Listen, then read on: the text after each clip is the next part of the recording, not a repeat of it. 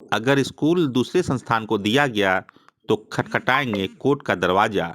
उक्त बातें गोमो दक्षिण पंचायत मुखिया प्रतिनिधि राजेंद्र सिंह, सरदार इकबाल सिंह तथा प्रीतम सिंह ने एक प्रेस वार्ता कर कही। उन्होंने कहा कि वर्तमान कमेटी अपनी मनमानी करते हुए गुरु नानक पब्लिक स्कूल को किसी दूसरे स्कूल को लीज पर दे रही है। ऐसा करने से नए स्कूल के संचालक अपने तरीके से स्कूल चलाएंगे, साथ ही बच्चों के परिजनों पर अतिरिक्त आर्थिक दबाव बढ़ेगा। इतना ही नहीं, ऐसा करने से बच्चों का भविष्य अंधकारमय हो जाएगा। कुछ बच्चों के लाभ के लिए सैकड़ों बच्चों को हानि पहुंचाना उचित नहीं है। इकबाल सिंह सहित प्रेस वार्ता में शामिल लोगों ने कहा कि कमेटी के इस निर्णय से हम सभी सहमत नहीं हैं और हम सभी इसका विरोध करते हैं। कहा कि जरूरत पड़ने पर हम सभी न्यायालय का भी दरवाजा खटखटाएंगे। स्कूल का संचालन अच्छे ढंग से किया जा रहा है तथा हमारे स्कूल का रिजल्ट भी काफ़ी बेहतर होता है। बावजूद कमेटी के सदस्यगणों द्वारा निजी स्वार्थ में पड़कर पूर्व से षड्यंत्र के तहत अपनी गलतियों पर पर्दा डालने के लिए ऐसा कार्य किया जा रहा है। उन्होंने कहा कि स्कूल को लीज पर न दिया जाए, उससे उभर रहे सिख समाज के नवयुवकों को दिया जाए, जिससे स्कूल का संचालन अच्छे ढंग से किया जा सकता है।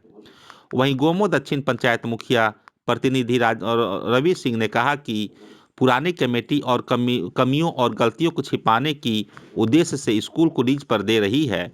सिख संगत की मीटिंग बुलाकर निर्णय लेने की बात पर कमेटी का कहना है कि हमने निर्णय ले लिया है, संगत से पूछना जरूरी नहीं है, संगत को जानकारी दे दी जाएगी। राजेंद्र सिंह ने कहा कि 2015 में gurdwara Shri Guru Singh Sabha educational and welfare trust बनाया गया था। सिख समाज को बिना जानकारी दिए एक अन्य ट्रस्ट का पुनः निर्माण किया गया, उसकी भी जानकारी सिख समाज को नहीं दी गई।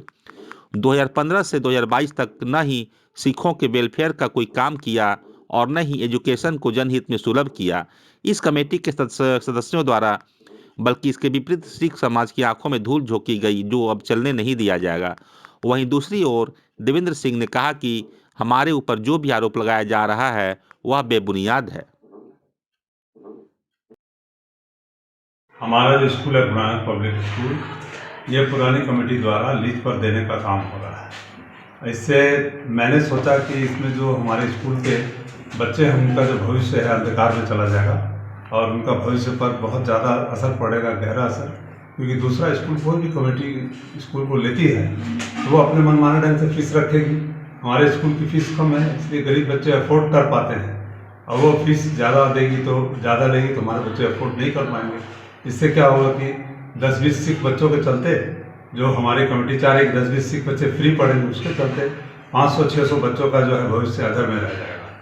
कई बच्चे नहीं पढ़ पाएंगे, ज़्यादा फीस नहीं दे पाएंगे, जिससे उनके ऊपर अतिरिक्त प्रभाव पड़ेगा। इसलिए मैंने ये निर्णय लिया और मैं सहमत नहीं हूँ कि स्कूल लीज पर दिया जाए। विद्यालय का रिजल्ट लगातार कई वर्षों से बहुत अच्छा हो रहा है।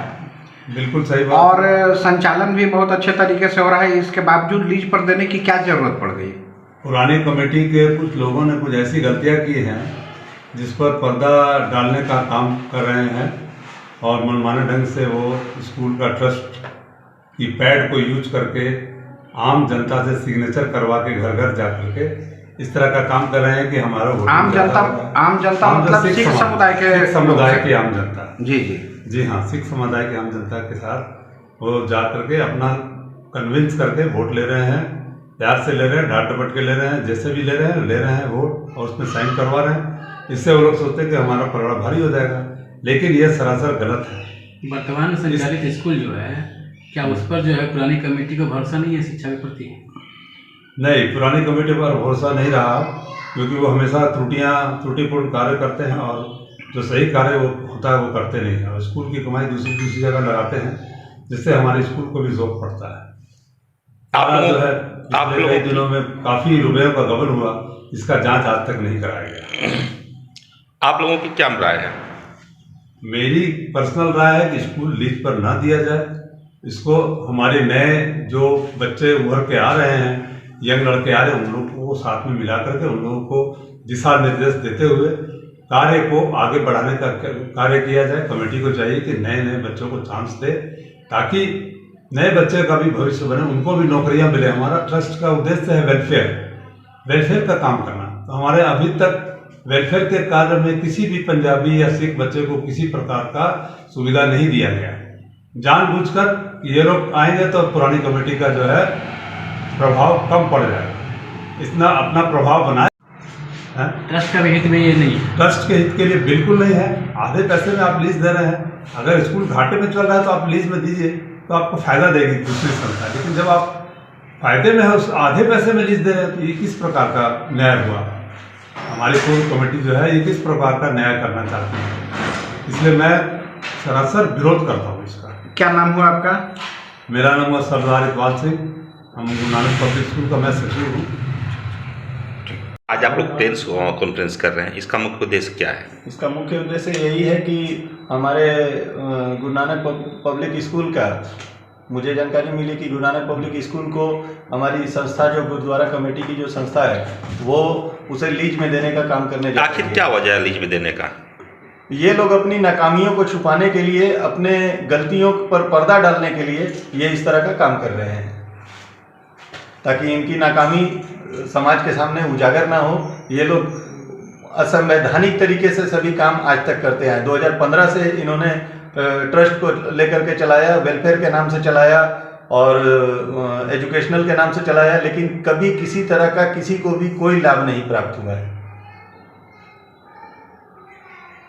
नहीं है मामला। आपको मैं स्पष्ट कर दूं कि गुरु नानक पब्लिक स्कूल को लीज देने का मेन मकसद है कि दोनों के बच्चों का भविष्य उज्जवल हो, अच्छी पढ़ाई हो, और उसके बाद हम लोग एक दूसरा प्रोजेक्ट की ओर जाएं, और जो बहुत जल्द आप लोगों को एक हॉस्पिटल का बनाने का हम लोग सिख समुदाय सोच रहे हैं कि हॉस्पिटल का निर्माण करें और गाँवों की जनता उसका लाभ ले सके। मेन उद्देश्य यही है कि बच्चे पढ़ लिख के हमारे सिख समाज के, गाँवों के आगे बढ़ें। जो हम लोग सिख समुदाय की बराबर सोच रही है, अच्छा सोचे हैं, अच्छा सोचते रहे हैं। क्या कारण रहा कि आपके ऊपर आरोप लगाया जा रहा है कि आप लोग वित्तीय अनियमितता में शामिल हैं, पैसों को मतलब कहीं और इन्वेस्ट किया जा रहा है, ऐसा कहना है? ये सरासर झूठा आरोप है। ये मनगढ़ंत बातें हैं, ऐसा कभी भी नहीं है।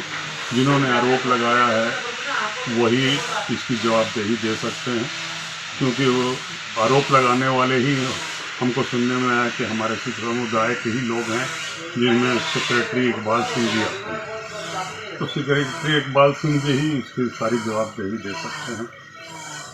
सचिव महोदय वही हैं हमारे। अच्छा, क्या कारण है कि स्कूल को मोनफोर्ड के हाथों में आप लोग दे रहे हैं? मतलब कि इससे क्या होगा? सबको तो बताया ना, अच्छे ब्रांड को, शिक्षा नीति को देखते हुए अच्छे भविष्य, बच्चों के अच्छे भविष्य की ओर। सिर्फ हमने अपनी समाज की सोच नहीं रखी, हमने सब समाज के बच्चे हमारे यहाँ पढ़ते हैं। हमने चाहा कि सब समाज के बच्चे एक अच्छी एजुकेशन पाएँ, अच्छी पढ़ाई कर पाएँ, और फी स्केल वही रहेगा हमारा, एडमिशन चार्ज भी वही रहेगा हमारा। कोई बड़े स्कूलों से हम लोग ऐसा नहीं कि ज़्यादा फी लेंगे या ज़्यादा कुछ करेंगे, या हम लोग परिवर्तन ला रहे हैं तो कुछ अच्छे के लिए ला रहे हैं। और उसमें उसको लीज देने के बाद हम लोग एक नई सोच ला रहे हैं कि एक उसी तरह का जिस स्कूल जिस तरह चल रहा है, उसी तरह एक हॉस्पिटल का निर्माण करें, जो रांची गुरु नानक से हम लोग टाइप करा पाएँ। उसको करवा के हम लोग यहाँ गाँवों के लिए, कुछ संगत के लिए, कुछ पब्लिक के लिए अच्छी सोच ला रहे हैं। और उसके बाद समाज, अगर हम चोर हैं या पैसा मारे हैं, तो समाज हमारे साथ आज क्यों खड़ा है? इतने लोग हमारे साथ क्यों खड़े हैं? अगर क्यों नहीं वो ऑब्जेक्शन में साइन किए? जिन्होंने ऑब्जेक्शन किया उन्होंने साइन भी नहीं किया। तो ऑब्जेक्शन आप सिर्फ मुंह से बाहर से कर रहे हैं। आप हमें चोर साबित करें, आप पेपर दिखाएं, उसको प्रूफ करें। आप खुद उस पोस्ट पे हैं कि आप सब कुछ दिखा सकते हैं, तो आप क्यों नहीं दिखा रहे हैं? उसको समाज में जग जाहिर करिए। हम जब चोर नहीं हैं तो हमारे साथ समाज है। एक अच्छी नीति, अच्छी पढ़ाई के लिए हमने ये जोर लगा